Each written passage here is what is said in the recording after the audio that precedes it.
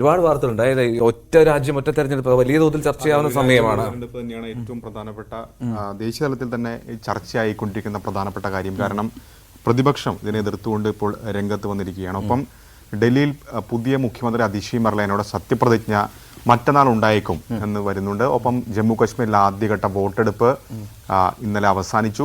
Polling ശതമാനം കഴിഞ്ഞ തവണത്തെ അപേക്ഷിച്ച് കൂടുതലാണ്.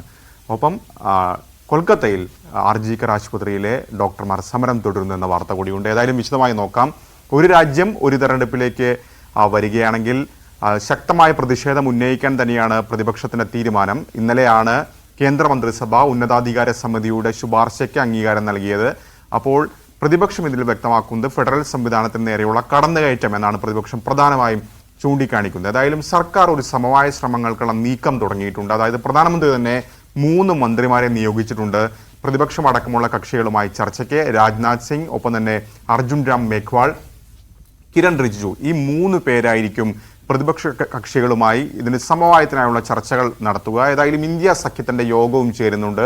ശക്തമായ പ്രതിഷേധം ഉന്നയിക്കുമെന്ന് കോൺഗ്രസ് അടക്കമുള്ള പ്രതിപക്ഷ പാർട്ടികൾ വ്യക്തമാക്കുകയും ചെയ്തിട്ടുണ്ട്. ഏതായാലും 2029 ഇത് നടപ്പാക്കാൻ കഴിഞ്ഞാൽ സംഭവിക്കാൻ പോകുന്ന പ്രധാനപ്പെട്ട കാര്യം, രാജ്യത്തെ 17 നിയമസഭകളുടെ കാലാവധി ഇപ്പോഴുള്ള 5 വർഷത്തിന് മുമ്പ് അവസാനിക്കേണ്ടി വരുമെന്നുള്ളതാണ്. പ്രത്യേകിച്ച് ഇപ്പോൾ ഉദാഹരണമായി എടുക്കുകയാണെങ്കിൽ കർണാടകത്തിൽ 2023 തെരഞ്ഞെടുപ്പ് കഴിഞ്ഞത്. അപ്പോൾ ആ സർക്കാരിന്റെ കാലാവധി 2028 വരെയാണ്. 28 വീണ്ടും ഒരു തെരഞ്ഞെടുപ്പ് വരികയാണെങ്കിൽ പുതിയ സർക്കാരിന് 1 വർഷം മാത്രമാണ് ലഭിക്കുക. അങ്ങനെ ഒരു 10 സംസ്ഥാനങ്ങളെങ്കിലും അത്തരം ഉണ്ടാവും.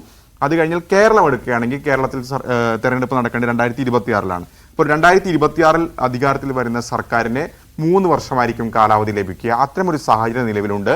പക്ഷേ ഇതിൽ പ്രധാനപ്പെട്ട കാര്യം ഭരണഘടനാ ഭേദഗതി ഇതിനകത്ത് ആവശ്യമാണ്. അതായത് 3/2 ഭൂരിപക്ഷം ആവശ്യമാണ്. അപ്പോൾ 3/2 ഭൂരിപക്ഷത്തിനുള്ള അംഗങ്ങൾ നിലവിലെ NDAക്ക് ഉണ്ടോ എന്നുള്ളതാണ് പ്രധാനപ്പെട്ട ചോദ്യം. കാരണം NDAയുടെ അംഗബലം എന്ന് പറയുന്നത് ലോക്സഭയിൽ 294 നിലവിൽ 360 മുകളിൽ ഉണ്ടെങ്കിൽ മാത്രമേ ഭരണഘടനാ ഭേദഗതി, അതായത് 3/2 ഭൂരിപക്ഷം ലഭിക്കുകയുള്ളൂ. അപ്പോൾ ആരുടെ പിന്തുണ ലഭിക്കും എന്നുള്ളൊരു പ്രധാനപ്പെട്ട ചോദ്യം കൂടി അവിടെ അവശേഷിക്കുന്നുണ്ട്.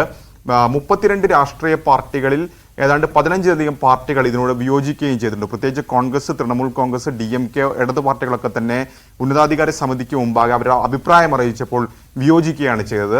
ഇനി രാജ്യസഭയുടെ കാര്യം വരികയാണെങ്കിലും രാജ്യസഭയിലും NDAക്ക് തന്നെയാണ് ഏറ്റവും വലിയ ഒറ്റകക്ഷി എന്നുള്ള കാര്യം ശരിയാണ്. പക്ഷേ അവിടെയും ഭരണഘടനാ ഭേദഗതിക്ക് ആവശ്യമായ അംഗങ്ങളുടെ പിന്തുണ സർക്കാരിനില്ല. അപ്പോൾ അവിടെ ആരുടെ പിന്തുണ ലഭിക്കും എന്നുള്ള ചോദ്യം കൂടി വരുന്നുണ്ട്.